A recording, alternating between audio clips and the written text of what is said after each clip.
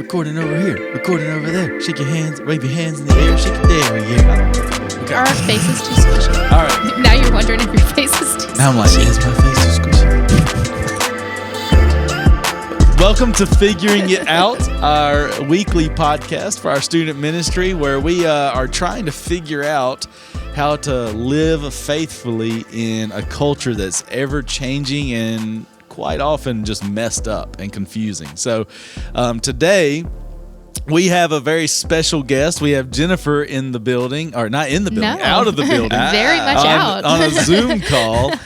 We are Zoomed with the Middle East, and we have Jennifer. Jennifer, you there? I am here. Mahaba from the Middle East. All right. Well, thank you very much. I'm going to Linda, you and Jennifer are longtime friends. Yeah. And so I'm actually going to just let you lead this conversation because you brought this to my attention. You were like, hey, I've got this missionary friend, and this might be a fun conversation because, honestly, our students are getting ready for some missions opportunities coming up. We're going to do some beach missions at the Wave. We're going on a mission trip to Jamaica. It's all of those things are going to be incredible, but probably nothing like what Jennifer is experiencing. So I want to sort of let you kind of take the lead on conversing with Jennifer, and I'll, of course, add in when needed. And we got Caleb at Megadesk, too. Don't forget about Caleb. I don't think he has a camera on him today, but... I might. We'll find out. We'll find out. We'll see. If Caleb pops up, give him a shout. Some feeling. So we're here with Jennifer. Linda, introduce us, and let's meet Jennifer today. Yeah. So I emailed Jennifer and I was like, hey, will you come on the podcast? She's like, yeah, sure. What's it about? We're like, anything. Lately, it's been about like bears and people running from the law. It's been all kinds of And so you invited me. And so I said, who'd be perfect for this? Jen. Naturally. But yeah, so Jennifer and our parents met before I was born, and she was like tiny. Okay. And so we've been friends for years, and she's lived all over the world. She's just this fantastic person, great personality, and real cool character. So I was like, she would be so great to talk on the show and tell a little bit about. So Jennifer, tell us a little bit about yourself. Like where you can't tell us where you are now. We know you're in the Middle East. Yeah. But yeah, tell us a little bit about yourself and kind of what you're doing right now. Sure. So I grew up in a military family. And so because of my parents and then my own choices as an adult, I have lived in 9 countries and 8 U.S. states. And so, I met Linda's parents when I was living in South Korea for 5th and 6th grade. And so my family and her family have just stayed in touch ever since then. And so as I grew up moving to all these countries, I moved every 2 years. I changed schools every 2 years. I got to the end of college and didn't really know what to do with my life. And so somebody told me about a program called the Journeyman Program, where they basically pay you to live overseas for 2 years. And I was like, really cool. They just pay you to go move overseas and like learn a language and live there. They're like, well, yeah. Okay, cool. Sign me up. So that's pretty much how I started my adult career overseas. And so I moved to Portugal. I loved it. And so I went back to graduate school, got some degrees, and moved back overseas again in 2004. And I've been living overseas ever since then. What I do now is that I train expats. So an expat is someone who is from another country and they've moved to a different country by their own choice for a certain amount of time. So that can be a businessman, an ambassador, a teacher, a doctor, an NGO worker who's doing like aid work, different things like that. And so anybody who, for example, is an American and moves to another country to do some kind of work, they're called an expat. And so I train expats who are new overseas how to learn language, how to learn culture, how to adapt to their new life. But also all of the people I work with are believers who want to share Jesus as they are working in their jobs. So I train them also how to share Jesus in appropriate ways where they live in North Africa and in the Middle East. So my job takes me across all these Arab countries that are across North Africa, all across the Middle East, and sometimes up into Europe as well. Wow. Yeah. That's pretty incredible. And that fits right in what we talk about. A lot of times on this podcast, we get into the topic of appropriately sharing your faith. Like we've talked about, we recently had an article come across that we talked about at length about some people like not hijacking. They did literally, not hijack an airplane. But they like launch into like guitar and singing. Worship group. Yes. Yeah. I saw that. And so we were thinking, out of all the ways to share your faith, this might not be the way because you're probably being more annoying to people on the plane than anything else. Yes. So anyway, I think that's a really cool conversation. So let me add, so the Journeyman Project it's still going on, right? They still send people on that. And I think I recommended that. We had a youth a couple of years ago who I took on a mission trip, and then he wanted to like give more time to missions. And I really think he doesn't know it yet, but I believe the Lord is probably calling him into missions. And so I suggested maybe the Journeyman Project or something like that to him. And so he's kind of weighing his options and seeing where the Lord's leading him. But I was recently sort of helping him sort of dive into that world. And it's a great program because here's the thing. I think when we're sitting in church in America and we're 15 years old and this missionary from Africa, I'm going to pick on Africa, I'm sorry. They show up, they're wearing like clothes that look weird on them because they're white people. And like, nowadays, that's just not okay, right? Like, it doesn't seem culturally appropriate in America anymore for a white person to wear clothes from Africa, even though they live in Africa. And then they tell all these stories that they think sound cool, but as you're listening to them, you think, that sounds awful. Lord, please don't ever send me to Africa. Okay. And like, I'm going to be honest, like when I was a teenager and when I was in college, I thought missionaries only went to Africa or to China. I really didn't have any interest in going to either one of those. I'm kind of prissy. Like, I don't like to be dirty. Oh, so you are Linda's friend then. Before we started today, she and I were talking about hair regimens and how to fix our curly hair appropriately. And so don't even get Caleb started on his hair regimen. Oh, it's deep. It takes me an hour. So I'm not real cut out for Africa. I've lived in Asia as a child. Don't really want to move back there. And then I went on a couple mission trips and I just thought, well, okay, but I just don't know that that's for me. And what I didn't know is like, when you're following God's will for your life, he creates you with this personality and these interests and these skills and these talents, and you develop them over time. And he's not mean. He's not going to send you to a place you hate to do something you suck at. So like, enjoy what you're doing and do it for his glory. And some of us, he calls us to do that in a different place. Oh, that's so right? good.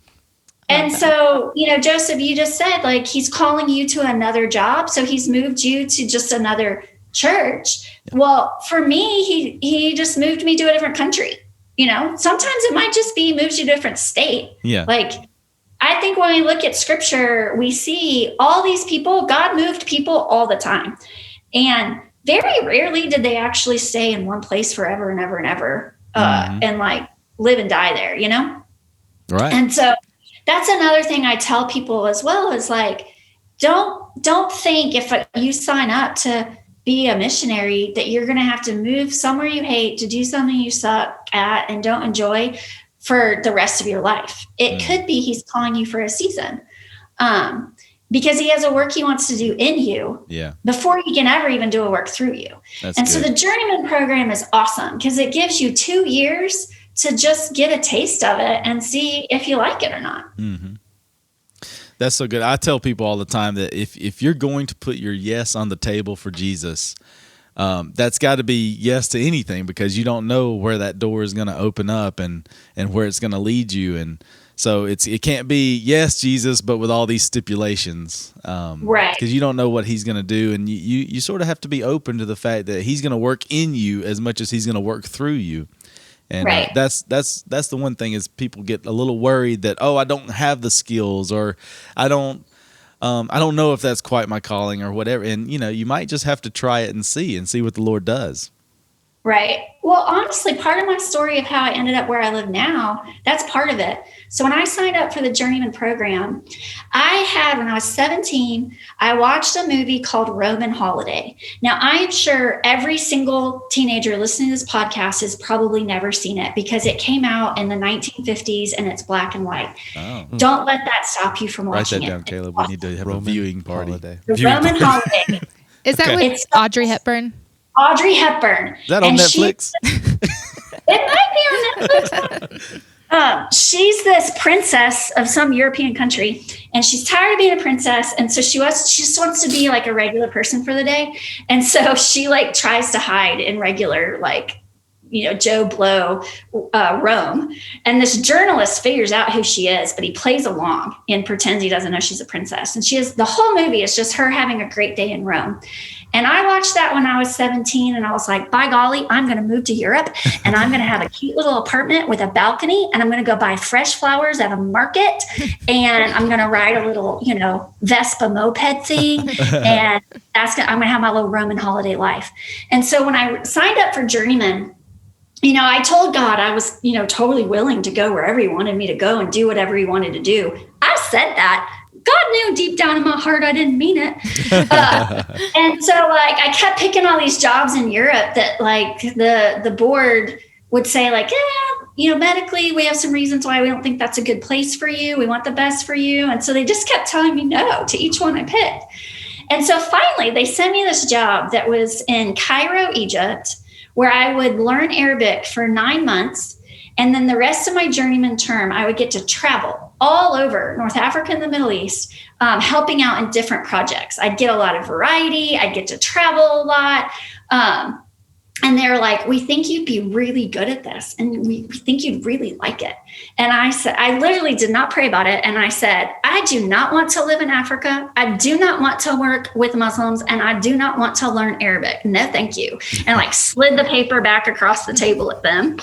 And so they finally gave me this sweet little job in Portugal that I got to have for 2 years and have my dream.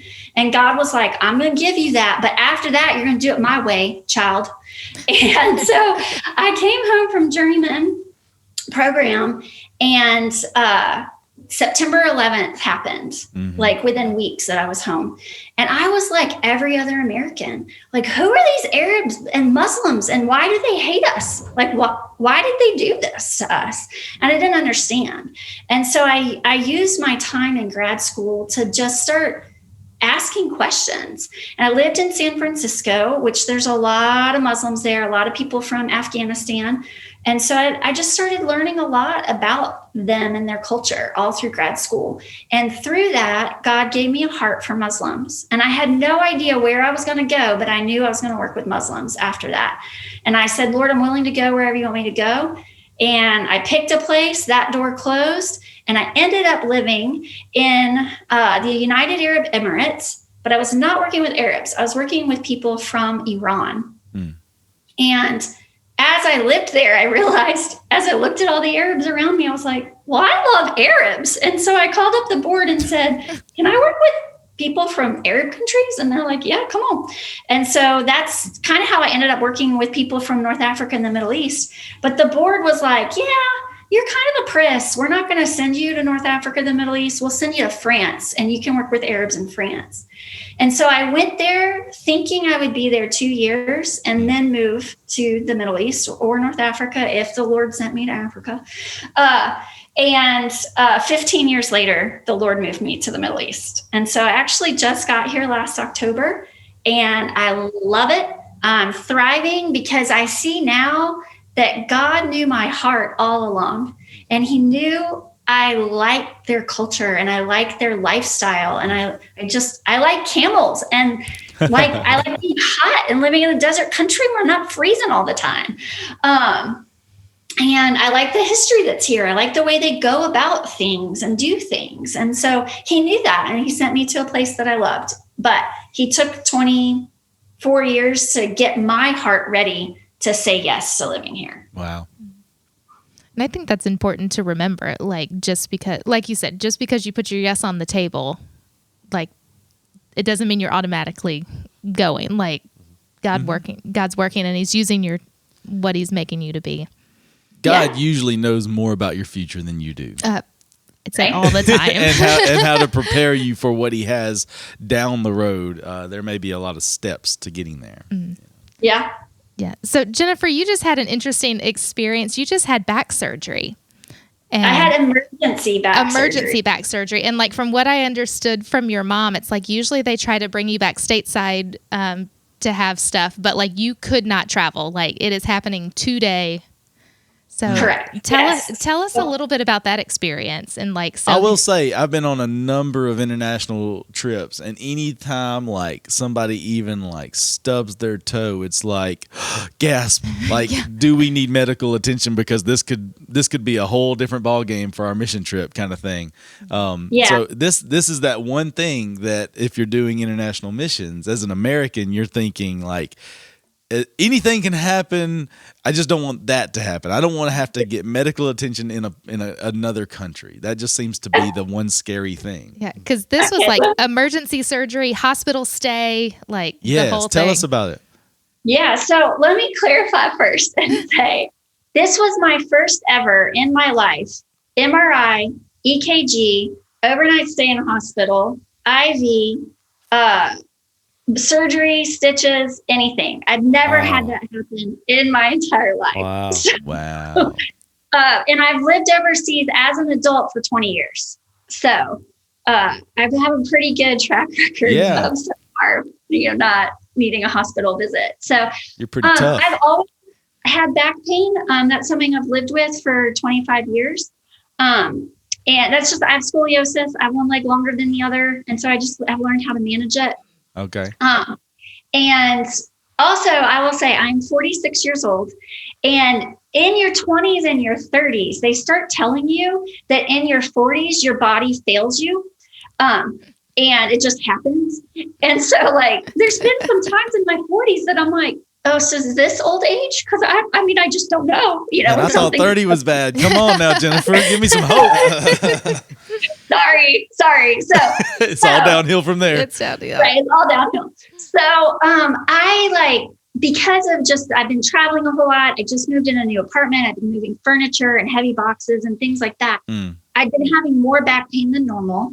And my right leg had started being weaker and my knee was hurting. But again, I was like, is that just because I don't have time to exercise right now? Because I'm, moving and I'm old, So 3 weeks ago today, I woke up with like the most excruciating pain I've ever been in my life. And I couldn't, I fell down on the floor. I could not get up off the floor because I did not have the physical strength to push myself up through the pain.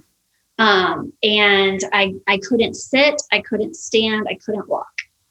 And just laying flat, I couldn't find a position to relieve the pain at all. And so I called someone and said, I need to go to the hospital. Something's wrong. And so we got me to the hospital. And my thought was they were going to give me some pain meds and some physical therapy, and I would go back to like normal life. And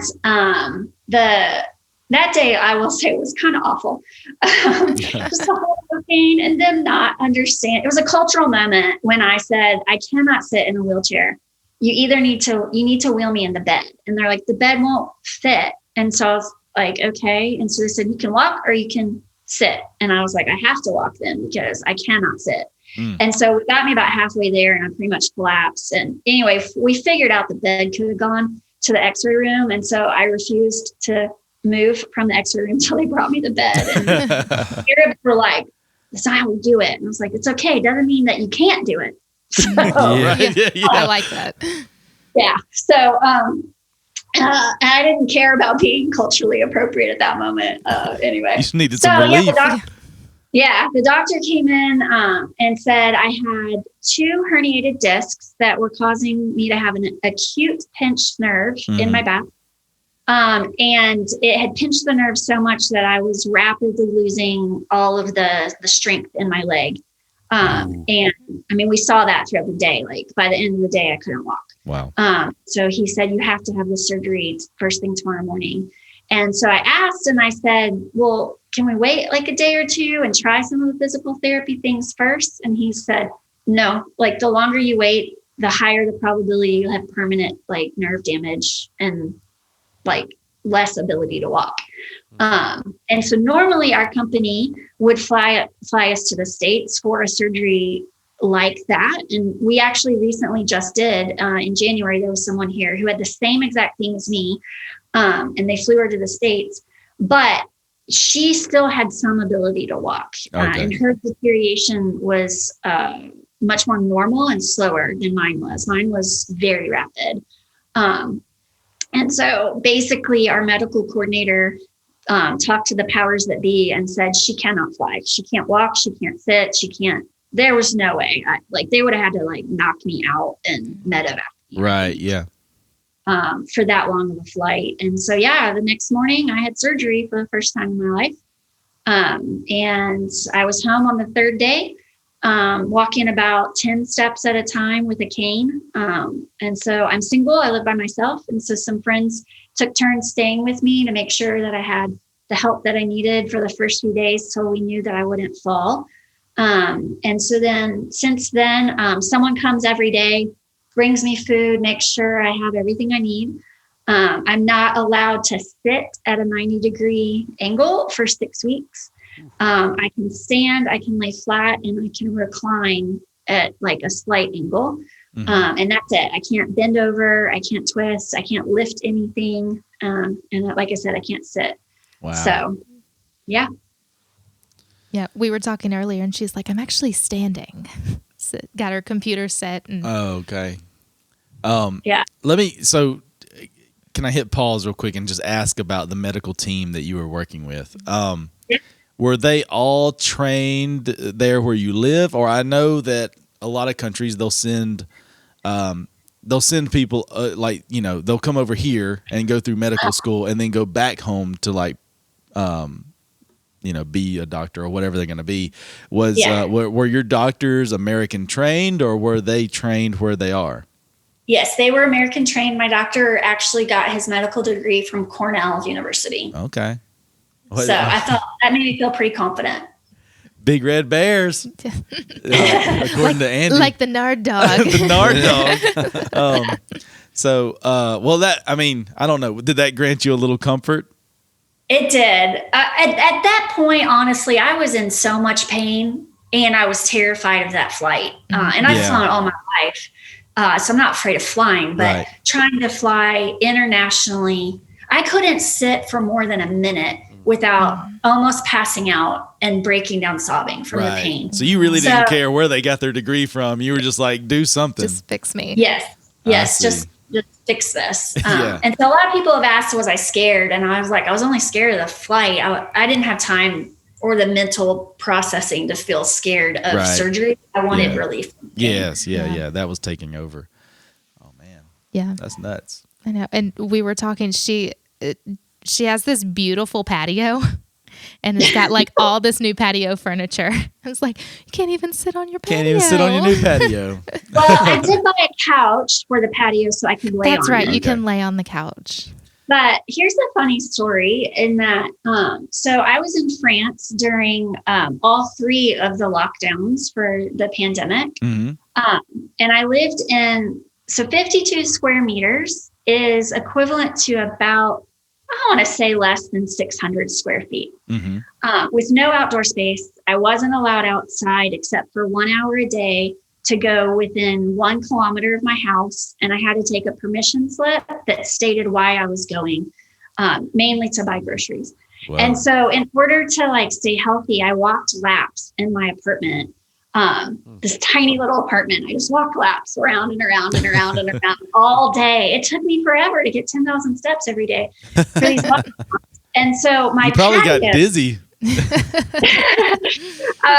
too bad, but my patio is 80 square meters. So my apartment in Paris was 52. Wow. My patio is 80. So already telling you, like, my patio is bigger than the entirety of my apartment was in Paris. Wow. And now, because I can't leave the apartment really, because I live on the rooftop, so I have to go downstairs to get out, and like my knee isn't strong enough for stairs yet, but walking is good. It builds my strength. Mm-hmm. So I go out on the patio and I walk laps all around the patio.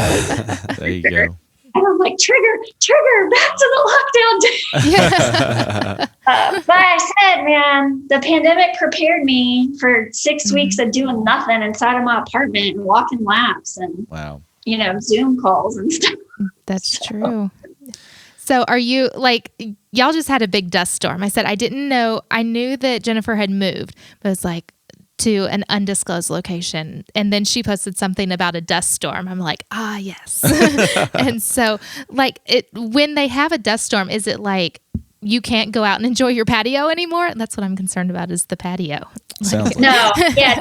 During a dust storm, you do not want to be outside at all. So basically imagine like a really thick, heavy fog that kind of like hovers, but it's filled with sand. Mm-hmm. So like you can't see, like it's really, kind of cloudy, but the cloud is orange because it's filled with sand. Right. So it's windy usually with the dust storm too. So when you're out there, it's blowing sand. And so you're breathing it in and it's getting in your eyes. And it's entirely unpleasant. And so when the dust storms come in, everybody like stays home and you shut all your shutters because none of the houses are built like super well insulated. So the sand can get through all the little cracks and you just get this fine layer of dust everywhere in your house. So by shutting the shutters, you're like making one more layer of like trying to stop the sand from getting, but you can smell it in your house. And so the way I describe it to people is, when you go to the beach and it's really, really hot and it's still, and you can breathe you smell the sand, but you can also almost breathe it a little bit in your mouth and you feel it. Mm-hmm. Like that's what the air feels like during a dust storm. Gotcha. Now, does that happen often? Yeah. So there's this thing called Hamseen days. Hamseen is the word for 50. And so apparently around mid-spring for about 50 days, they're just normal. Okay.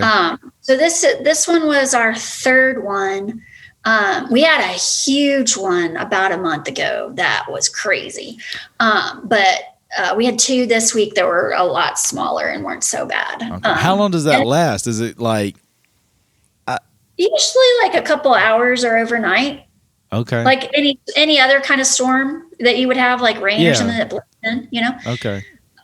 And I was telling Linda, like they move across the region. So I had a friend in one country last week that they posted a picture of their dust storm. And I texted them on Instagram and said, don't send that junk this way. And then 2 days later I had it. And so I posted a picture and someone in another country over here saw my picture and texted me and said, don't send that this way. That's how we are with Mississippi and tornadoes. Well, that's what she compared it to. She said over there, people in the United States, you think moving one country to another. She said, but there it's like a single weather pattern's just covering a bunch of different countries. So. Mm-hmm.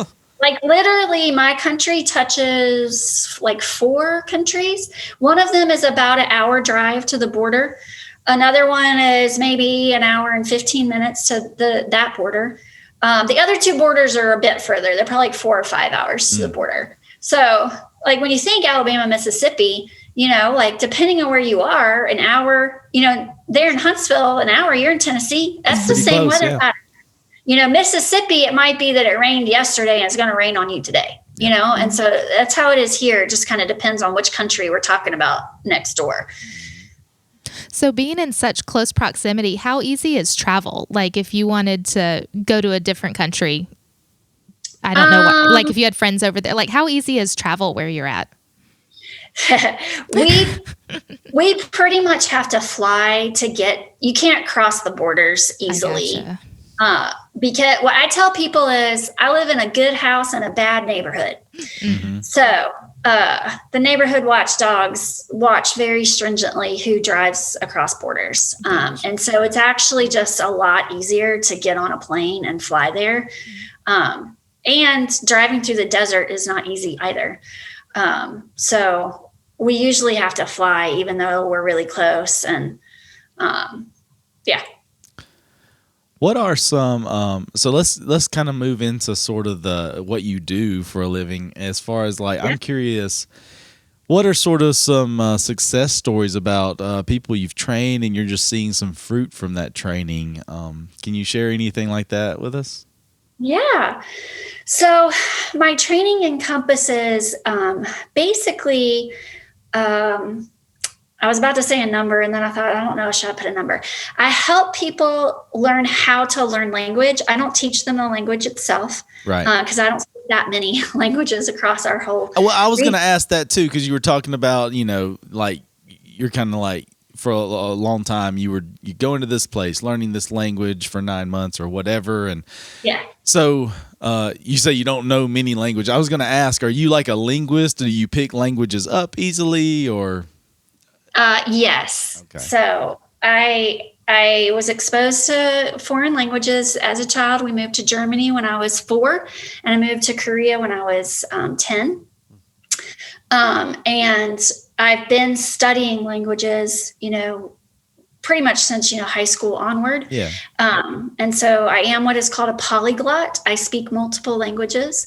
I was telling Linda, compared to your average American, if you ask me how many I speak, I'm going to say that I'm conversant. I'm fluent in one, English. I'm conversant in French, and I used to be in Portuguese. It's pretty buried now, but I have a high level of understanding. I understand enough. It gets me into trouble, but I don't speak enough to get out in Spanish and Arabic. Okay. And the Spanish is just because I speak Portuguese and French. They're so close. Right. That Latin combo works in there. And I can get around in Italy okay as well. Here in the Arab world, I say enough words, it charms them. And I've learned to not let on that I understand more than what they think I do. Yeah. I help people learn how to learn language and how to study their local culture. I help them adapt to their new location, and adapting to your new place is one of the harder parts. You lose a little bit of identity. An example I give to people in that is I'm a really good cook, and what I'm really good at is baking. I love baking cookies and cakes and pies and things like that. But I learned how to do all of that in France.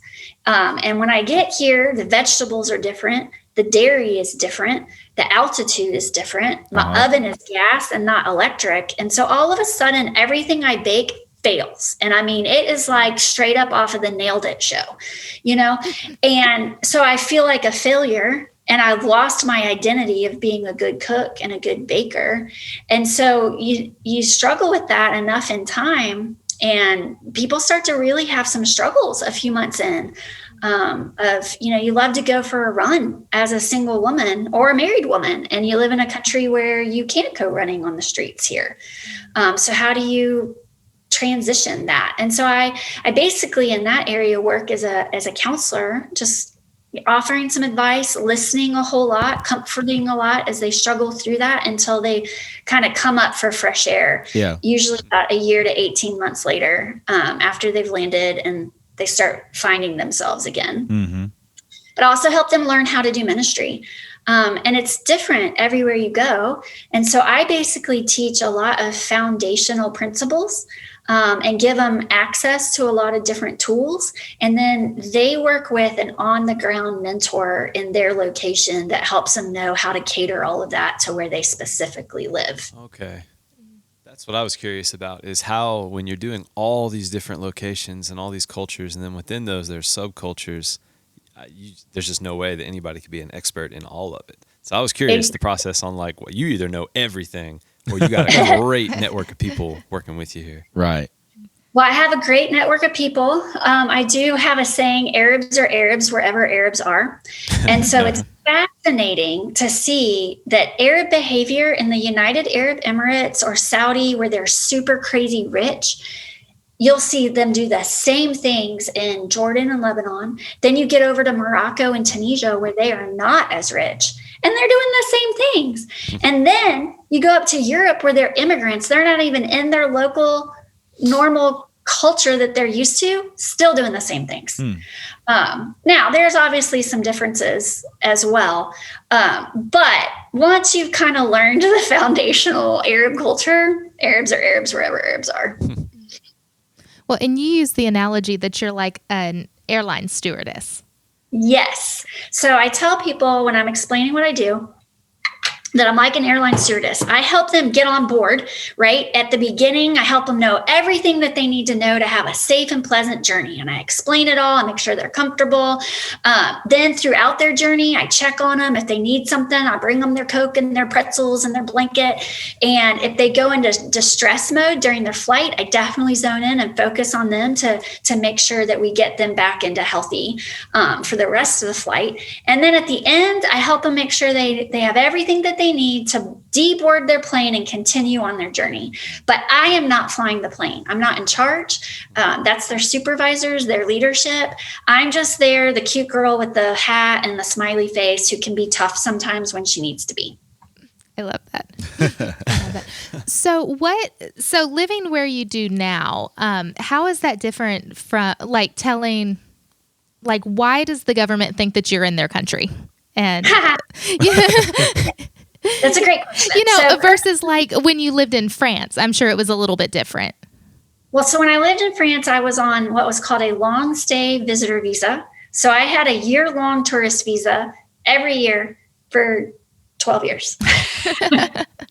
It was great. I signed a document saying I wasn't going to work in France. I wasn't taking jobs from French people because I am paid from the U.S. as a consultant. And the work I do is consulting with all of these people in all of these places. And so when I got here, I got a tourist visa. And I'm still doing what I say I do. I am a cross-cultural consultant. I train people who are cross-cultural how to adjust to their new lives. I've got teachers and doctors and students and NGO workers, like non-governmental organizational workers. I've got businessmen, sports people. I've got all kinds of clients, and I'm just helping them adjust to their new jobs. Now, in August, I will apply for a different visa. I'll start learning Arabic formally. And so the language school will give me a visa to study Arabic. And so I will be studying Arabic while also still doing my consulting job as well. Okay. And so the government, I tell them that's why I'm here right now. I came in to be a tourist and then had an accident, and I'm just laid up in my house. But I'm waiting, to get my student visa. But if any government person asked me, well, how are you paid to live your life? I would tell them exactly what I just said. I'm paid from the U.S. through a consulting agency. I work as a consultant with clients across North Africa and the Middle East. I can be based anywhere, but I happen to like it here. And it is easy for me to travel to the other places in the region from here. I like it. Yeah. One of the things I tell people, churches in America, sometimes they say, like, why aren't you open about what it is you really do? And so I say, well, first of all, I am very open about what I really do. I really do this cross-cultural consulting. Yeah. I also happen to be a Christian that tells people who want to hear, I will tell them about Jesus. And I will say that to people here. I talk about God with believers all the time, and I don't change who I am when I'm with a non-believer. Right. And so I talk with non-believers just like I do with believers and tell them, hey, I just had this surgery. It was really hard, but I wasn't scared because I know that God is with me. And I read in the Bible and I focus on verses that talk about God is with me. I know he's the grand physician. I can pray for him to heal my body. I can talk about those things with a non-believer. And the thing that's awesome about Muslims is we have the same starting ground. They believe in one God just like we do. And they're very spiritual people. It's natural for them to talk about God. So they don't find it unnatural when I do too. And so I can talk about all of those things. And so there are parts of my life that I'm not going to talk about as openly. Like there's some part of my family history that's part of my own personal story. And that's my business. And I don't talk about that to just anybody anytime. I'm not going to talk about it on this podcast, right? Like that's what. Well, that was going to be our next question, Jennifer. What are the skeletons in the closet that we need to know? Spill the tea. But like all of us know that there is a time and a place to talk about certain delicate things, yes. right? Mm-hmm. But we don't need to tell everybody.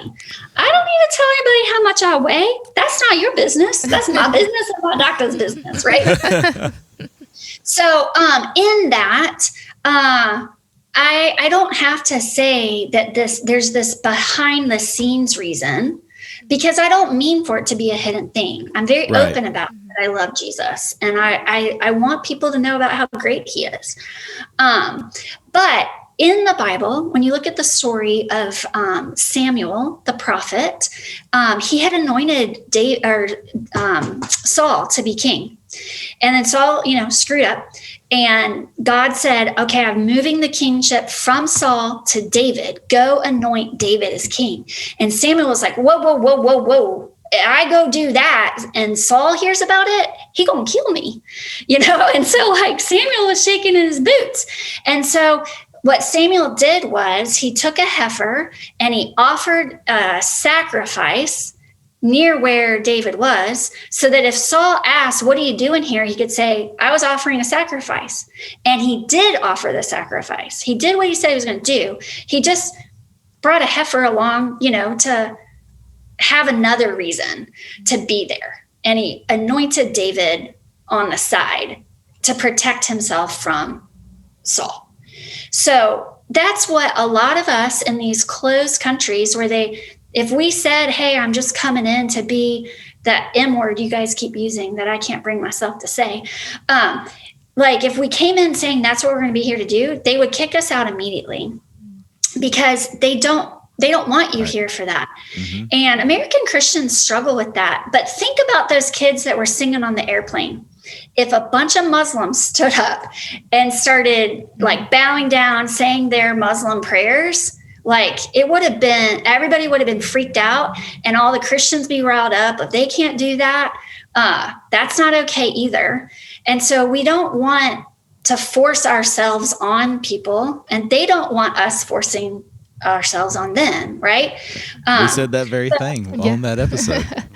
Right. And so we want to come in and be meeting a need that's a genuine need that gives us a reason to be here. Mm-hmm. Right. And so like we have people here who are doctors and nurses, and they run medical clinics for a lot of refugees who can't basically afford to go to the hospital. Mm. Right. We've got people teaching English as a second language. We've got people running like CrossFit gyms. Like they love CrossFit. So they just came and they run CrossFit here. That's what they do here. But as they do it, they meet people. And as they meet people, they share their life with them. They share Jesus with them. And one thing follows into another. And so all of us that are over here have some legitimate thing that we do, just like you guys do with your jobs. Right. Like Linda, you used to be a nurse, dentist. I was a nurse. A nurse. Still is a nurse. Yeah. Okay, so it's like side gig. It's my side gig aside from this. Yeah, your little hustle. So like you could come over and you could work with the medical team that's here, because that's what you do. Yeah. And that's just using the giftings and the education experience and what you enjoy doing. You're just doing it now for God's glory in a different location. Yeah. Jennifer, have you ever had a situation where you were trying to be open about your faith that went in sort of a negative direction? Yes.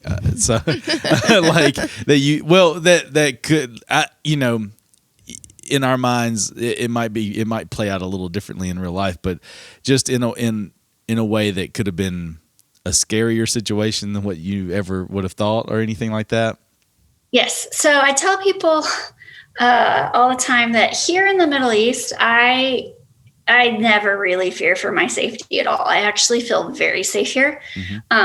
In France, that was a different story. Really? We have a lot of, terrorist attacks, and you can be as vigilant and observant of your surroundings as you could possibly be and still end up in the middle of a terrorist attack. This might be a loaded question, but why do you think that is? As someone who's lived there and kind of been a part of it, why is France seems to be like a target? Because it's a loaded question. Yeah, France, then we can move on. I thought that it's like you do hear about a lot of that in France. Yeah, so France has the highest population of Muslims by percentage of any European country. Right. And so with the open borders within Europe, terrorists can move easily between different countries and stay hidden within their communities. And they feel like they are fighting a holy war for God's honor and glory. I tell people all the time, a terrorist is a very minuscule percentage of the average Muslim population, right. Just like a white supremacist who goes in and shoots up a supermarket is. That's not representative of Christianity, right? And it makes us angry as true, like God-believing Christians who follow after Jesus when these white supremacists go in with a gun and blow people up and say they did it to honor Jesus. And so Muslims would say the same thing, that these terrorists are not true representatives of who they are. So Marseille in the south of France has the highest population in the country. It's a port city, and port cities all over the world are notorious for just being rougher, and having, gangs and muggings and just things like that. So Marseille is just known for being a rougher city in general. And for a season while I lived there, I worked with a very well-known project that distributed Bibles at the port to people boarding boats to sail to Tunisia and Algeria. And so we received a lot of opposition from Muslims who did not appreciate that we were handing out Bibles and Jesus films to go into North Africa. And so in Marseille, there were several times where I was physically threatened plenty of times. It's France. And so just a little bit in the same way that I know the rights I have as an American to not be treated that way, I knew that I had those similar rights there as well. And so we did what we could to protect me as well as the others. I had a time when I was living in North Africa. I lived there for a short season. I lived with a Tunisian believer, and she was hiding from her family, who were very strong, strict Muslims. And they did not know what city she lived in and where she lived. So she was hiding in this very big city, and I lived with her. And one day she texted me that one of her brothers had found her. And in the past, they had kidnapped her and done very terrible things to her. And I already knew about this. And I also knew that they hated Americans. They saw Americans as the enemy. And so she texted me their brothers found her, and he's following her home. And she said, if you hear a man's voice when the door opens, go out the window, jump off the roof, and run. And you can't see on my video, but I have the front half of my head is entirely white hair, which I've had for over 10 years. And people usually, 46 is, average, but they're not usually fully had white hair by my age.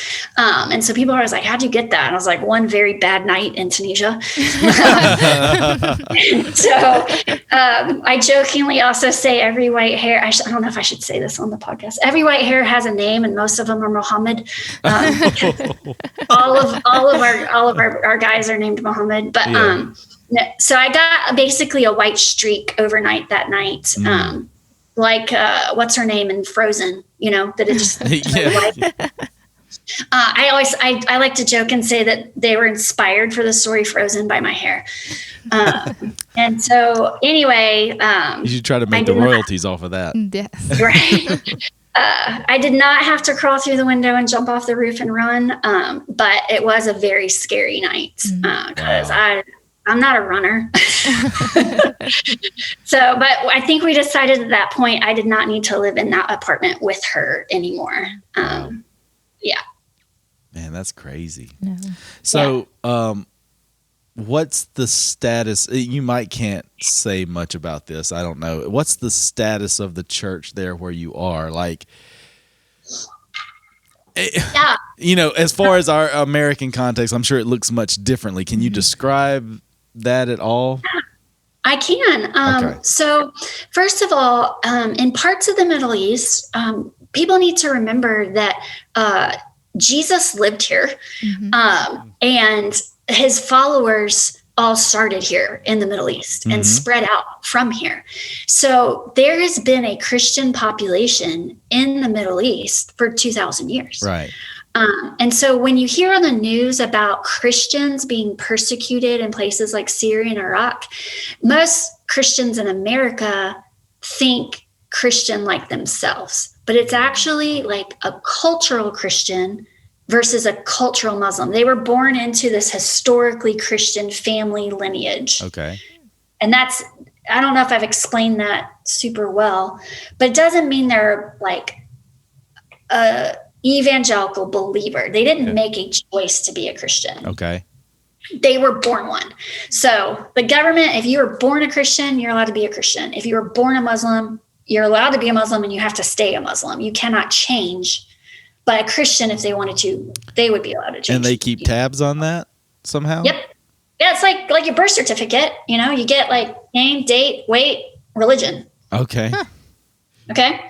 So all throughout the Middle East, the shocks people, there are churches, like actual like church buildings. Like I look out my back window and I see the mosque first, but behind it is a building with a cross. Because there are like church buildings with these basically like Orthodox Christian background people. Right. Okay. So there are those folks. My landlords actually are Christian background. And so when I met them, like I told them how much I'd been praying about this apartment and praying for good landlords. And as I was telling them this, they were like, oh, you have to meet our niece because we're Christian, but she's a like real believer. So they like brought her over and we started talking and she told me how she had a conversion experience. So from being Christian to being a believing Christian. Right. Yeah. Mm-hmm. And she's like, none of the rest of my family believes. So like, they'll go to church. They might like, they baptize all their babies. They have like, you know, Mary. It's like they're Catholic. They got a Mary, you know, up in their house, but that's it. Like there's nothing more of it. So like they recognize that I'm a believing Christian and practicing Christian. Mm-hmm. So there is that church, but then there is like. Now, does that believing, practicing Christian, does that look more Protestant than what they grow up in? Okay. Yes. Yes. So then you have what probably I think Americans would. Hey, everybody, I just wanted to pop on for just a second. There's some information we had to pull out of this episode in order to protect believers who are in certain places. So this little time jump you're about to get, just understand that the church is alive and well, and you're going to have to just go with that for right now. So back to the episode. Big or wide that is. Right, right. Well, that's awesome to hear that it's not, maybe not as suppressed as we imagine it, maybe. Because I think people have the thought of like, oh, you're in this country living in secret because if they find out that you're a Christian, that the government's going to come and kidnap you. Okay. No, I'm as an American, I'm totally allowed to be a Christian. Right. So they're not going to squelch me for it's that. It's really just those who want to convert from like Islam, correct? Right. That's and so that's where it gets iffy. Right. So if they start tracking me and seeing that all I'm doing all day long is sharing the gospel with Muslims to convert them, which I don't convert anybody. The Holy Spirit does. But there's your loophole. There you go. I'm not doing any of this. See if they buy that. So yeah, if I was doing that all day long, every day, openly, and not doing what I said I was doing, then I would probably be asked to leave. Mm-hmm. Or I would be told, leave and then don't come back in. It's like strongly recommend that you never come back. That right? you don't come back here. Yes. Gotcha. So, Okay. but again, that goes back to integrity of let's just do what we say we are doing, and let's just be who we are. Mm-hmm. And then they're not going to have a reason for us Right. to ask us to leave. Yeah. I like that. Super cool. Yeah. So Jennifer, to kind of wrap up, our podcast is geared towards our students. We've just graduated a whole class out. Like, what would be like what you would say to them, like from your experiences, from what you've done, really with all of your work in the past years, like what would you have to say to them? First of all, at university, major in something that you love and is interesting, and don't stress out about what you're going to do for a job for the rest of your life. Mm-hmm. Because honestly, like a lot of times we don't end up using our actual degree. They just want to know that you have one. I know that's right. It makes college a lot more fun when you're studying something, that you find interesting. If you're interested in overseas work, don't get a Bible major, get a practical degree you can use.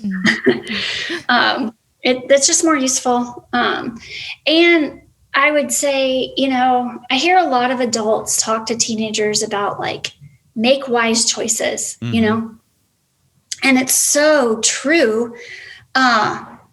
And like, if I could go back in time to when I was 15 and that's when I came to faith, and start learning right then how to just decide I'm going to live for God instead of for myself. Because he says when we do that, he will delight in doing good to us. And I have just seen his goodness all over my life once I decided to live for his glory and his will and not my own. And I'm not talking about the prosperity gospel. I don't name it and claim it. But I experience it says, no good thing will you lack. And in his presence is the fullness of joy. Mm-hmm. And so some of the goodness I just get is him just overflowing me with joy all the time. Who doesn't want to live joyful all of the time? That is good. Open wide your mouth and I will fill it, he says. And he says he'll fill it with good things. Those good things might not always be what we think, right? But they're always good. And so if I could go back in time to my 15-year-old self, I would say, man, sell out to Jesus now and ask older people, how do I do this? And then do it. Because I think once I started living that way, I was living my best life, and I've been living it for a while now. I love my life, and Linda can testify. I use that hashtag all the time. I love my life. Mm-hmm. I have good days, I have bad days, but man, I get to eat good food over here in the Middle East all the time. I get to go on fun trips and experience amazing things. I get to hear neat stories and talk to neat people. And I get to do it all in a way that brings that I enjoy because God created me that way, but that brings him glory too. That's so good. That is good. Yeah. Well, yeah. Well, thank you for being with us today. This was so good. Oh man, this was so cool to talk to you, Jennifer. Thank you for calling in and and just sharing your story with us. Yeah. Can we hit pause and I ask a question? Absolutely. Yeah. Hey, back at you one more time. This is the part where we realize there's some stuff that was said earlier that probably shouldn't have been said. So another weird time jump, but it's all good. Right back at it. All right. Well. Anything else? I think that's all. Don't hang up because I want to talk to you for a few more minutes. Okay. But All right. Well, Jennifer, it's been so great talking with you, and I think we're going to close it out with that. But for all of the listeners, please listen, like, and share. This has been an incredible episode. I love it. It's probably going to go down as one of my top episodes that we've done. This has been Figuring It Out. We'll see you all next time.